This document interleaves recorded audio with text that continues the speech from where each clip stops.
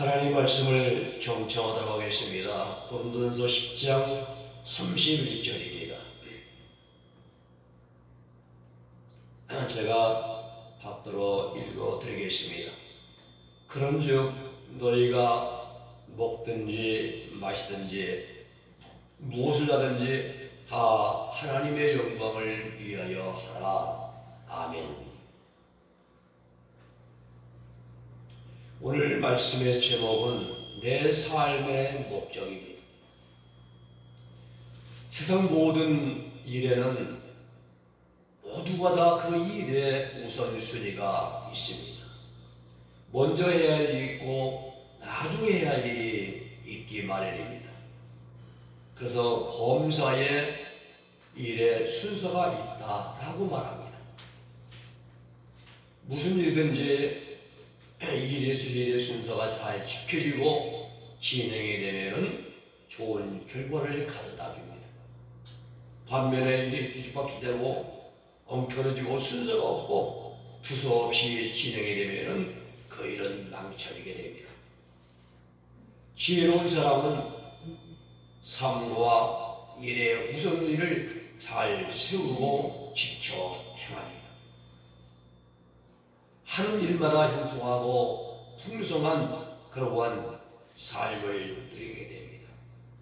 반면에 미련한 사람은 일의 우선순위를 모르거나 또는 무시해버립니다. 그저 자신의 생각, 순간순간 자신의 생각과 판단대로 움직이고 행동을 합니다. 그래서 그런 사람들에게는 고달픈 인생을 살아가게 되어 있습니다. 오늘 여러분, 세상의 일도 이렇게 일의 우선순위가 중요한데 우리 신앙의 일은 더더욱 중요합니다. 신앙인들의 삶의 우선순위를 분명히 하고 살아가면 하나님이 기뻐하십니다.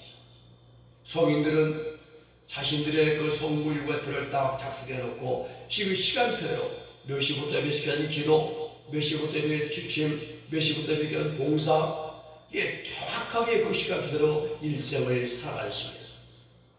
우리도 2025년도에는 하루 삶의 시간표를 우리가 작성해놓고 그 시간에 맞추어서 살아가면 영적으로 매우 빠른 그런 진보를 이루게 될 것입니다. 오늘 내 삶의 목적, 우리는 첫 번째는 하나님의 영광을 위한 삶을 우리는 살아야 됩니다. 오늘 본문의 말씀 보면 그런즉 너희가 먹든지 마시든지 무엇을 하든지 간에 다 하나님의 영광을 위하여 하라. 내 모든 삶의 우선순위가 하나님의 영광입니다. 오늘 고린도전서 10장 31절 말씀은 구원받은 모든 성도들의 삶의 원리가 되는 그러한 말씀입니다. 먹어도 입어도 마셔도 무엇이든지 다 하나님의 영광을 위한 삶을 살아야 한다는 사실입니다. 종교개혁자인 마틴 루터는 그리스도인의 자유라는 유명한 논문을 썼습니다. 루터의 논문에서 그리스도인의 자유의 요점을 이렇게 정의합니다. 그리스도인은 지극히 자유로운 만물의 지배자이며 아무에게도 이속되어 있지 않는다. 그리고 그리스도인은 지극히 충성스러운 만물의 주의 종이며 모든 사람에게 이속된다. 서로 모순되는 것 같습니다. 앞 구절에서는 이속되지 않는다라고, 그 뒷부분에서는 모든 사람에게 이속이 된다라고 말합니다. 이 말은 서로가 모순되는 것 같지만은 그리스도인들의 진정한 자유가 무엇인지를 분명하게 보여주고 있습니다. 그리스도를 믿는 자들은 죄에서 자유함을 받았습니다. 그리고 예수 또 안에서 자유자가 되었습니다. 이렇게 자유롭게 된 자는 그리스도와 함께 만물의 지배자로 아무에게도 이속되지 않습니다. 그러나 육신을 갖고 세상을 살아가기 때문에 이웃과의 관계에서 우리는 종처럼 그들을 사랑하고 섬겨야 된다. 이것이 모든 사람에게 예속되는 거라 이 말입니다.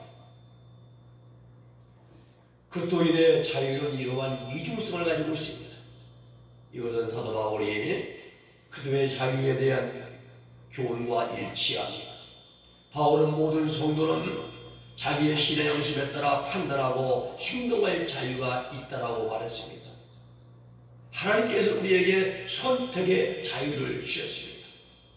우리는 많은 것을 자유롭게 선택하고 결정할 수 있는 자유가 있습니다. 먹고 마시는 문제, 내가 좋은 걸 먹든 내 입에 맞는 걸 선택하고 마십니다. 또 삶의 중요한 문제까지 내가 다 결정하고 내 자신이 선택할 수 있는 자유가 우리에게는 있습니다.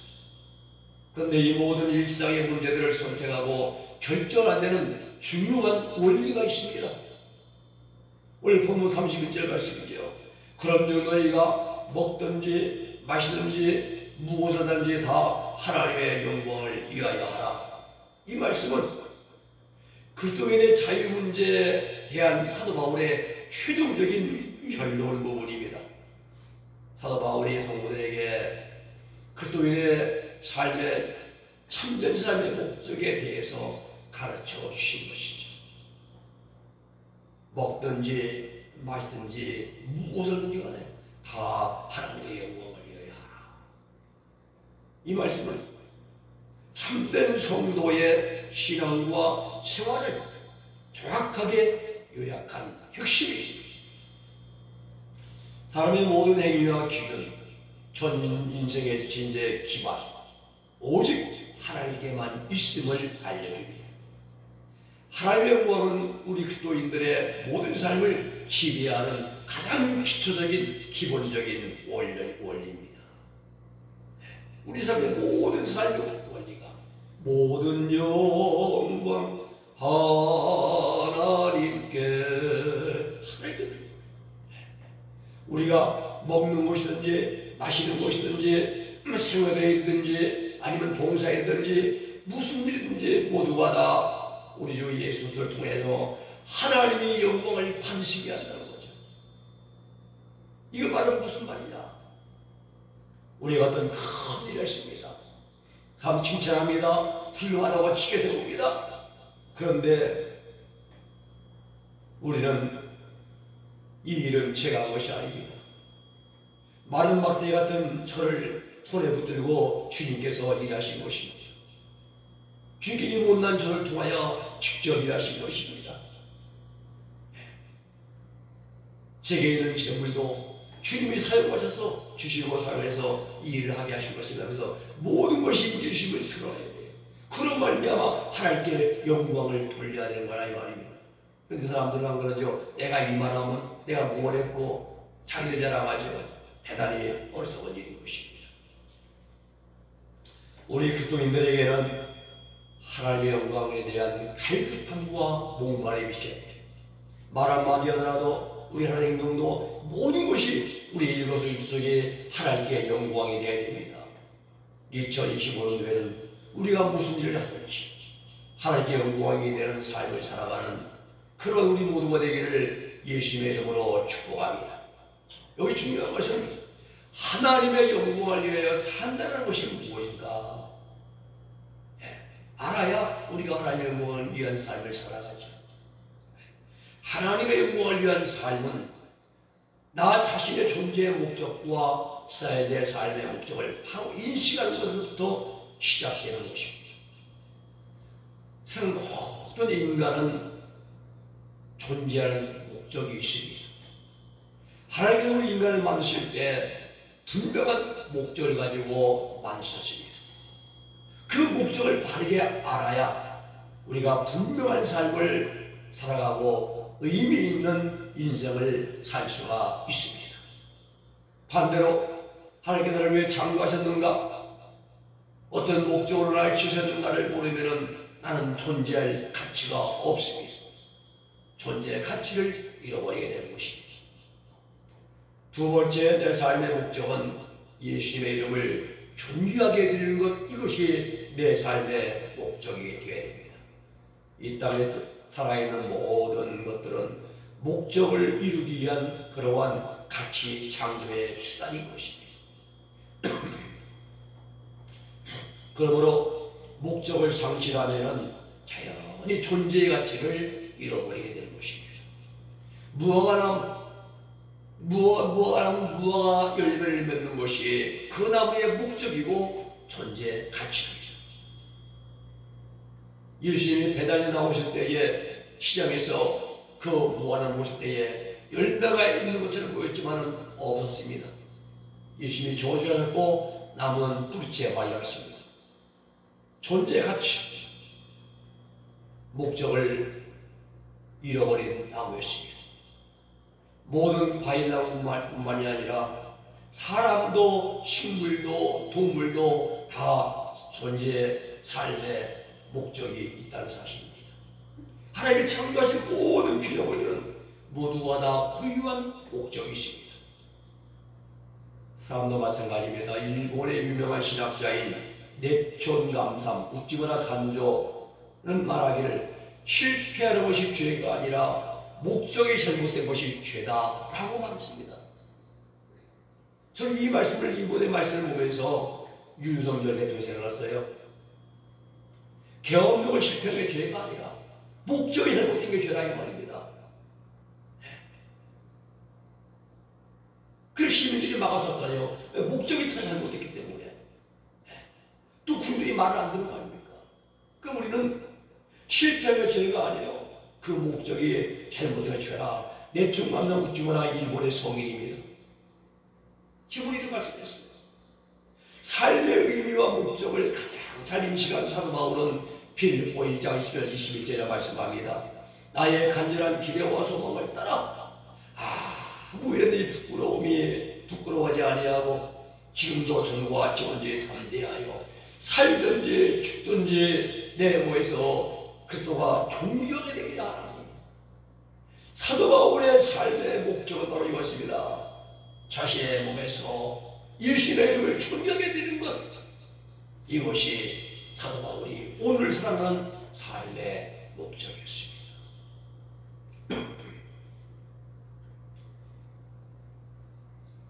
우리 존재의 목적도 역시 하나님과 예수를 위해 우리는 존재하는 것입니다.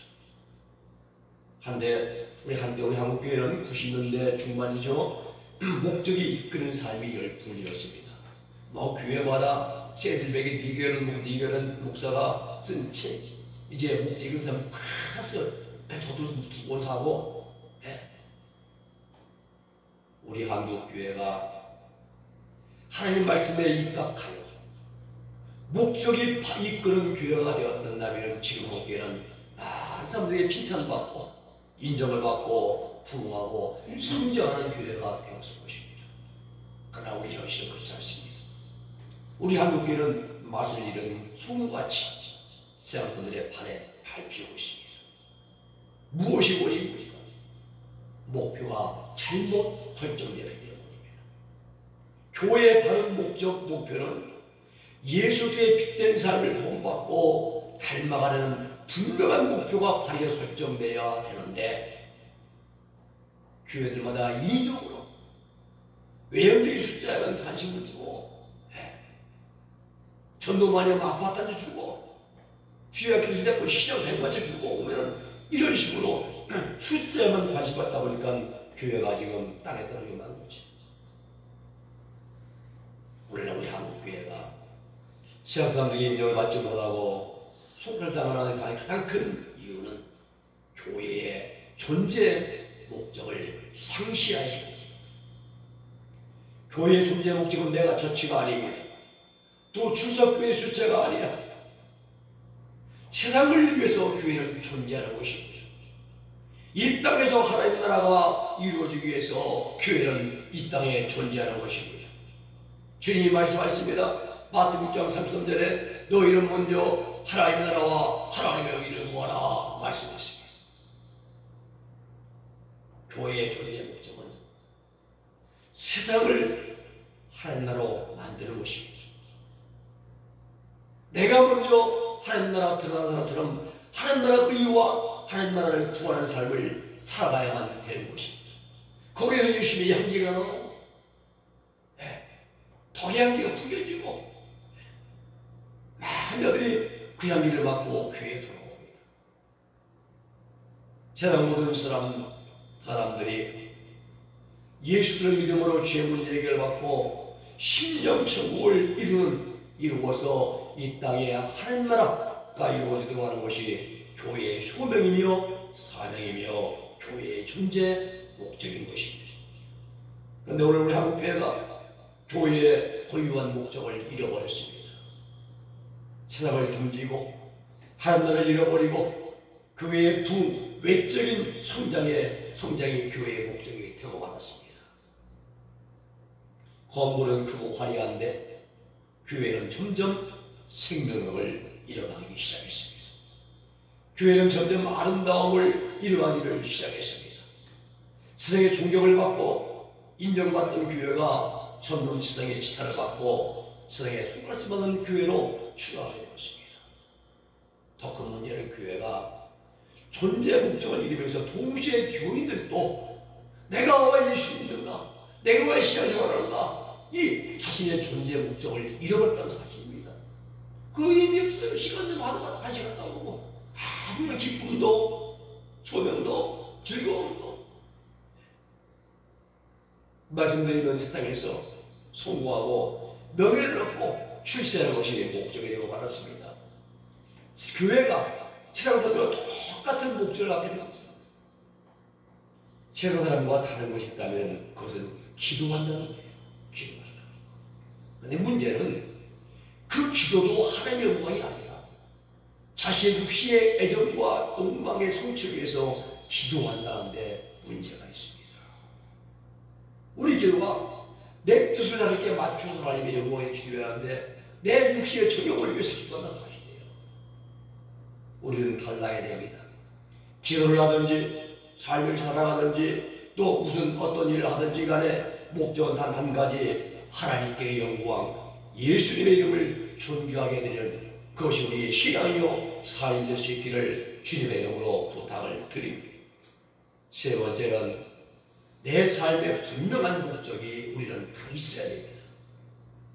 오늘 많은 사람들이 생명처럼 오직 여겨야 할 소명을 잊고 살아갑니다. 이 소명은 하나님께서 부름받은 그런 명령이죠. 하나님도 받은 사명을 잃어버렸어요. 내가 무엇 때문에 세상에 존재해야 되는가? 자신의 존재 가치를 상실했습니다.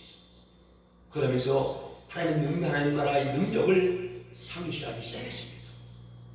하나님의 은사를 잃어버리기 시작했습니다. 예수를 믿는다고 하지만 예수의 능력은 상실한 자가 되고 말았습니다. 왜 이렇습니까?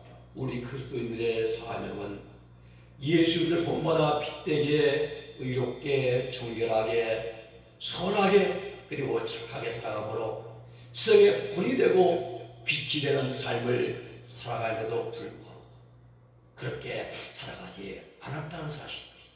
즉 하나님께서 나를 부르신 목적, 소명, 사명을 잊고 세상적으로 육신적으로 살아가는 것이 실패의 원인인 것입니다. 하나님, 우리는 삶의 목표와 목적을 다르게 설정해야 합니다. 우리 그리스도인들은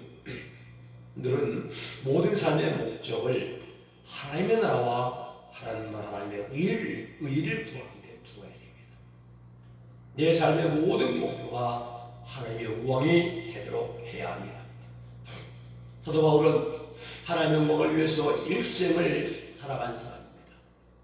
자신의 일생을 하나님의 영광을 위해서 살았죠.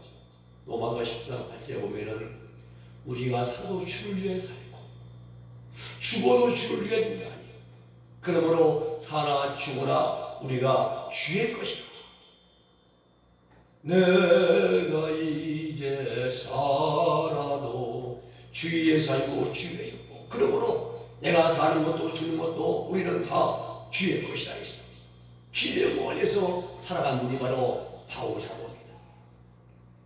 우리는 지금도 올 한 해에도 우리가 하나님 앞에 서는 순간까지 오직 하나님의 영광을 위해서 살아가기를 힘써야 됩니다.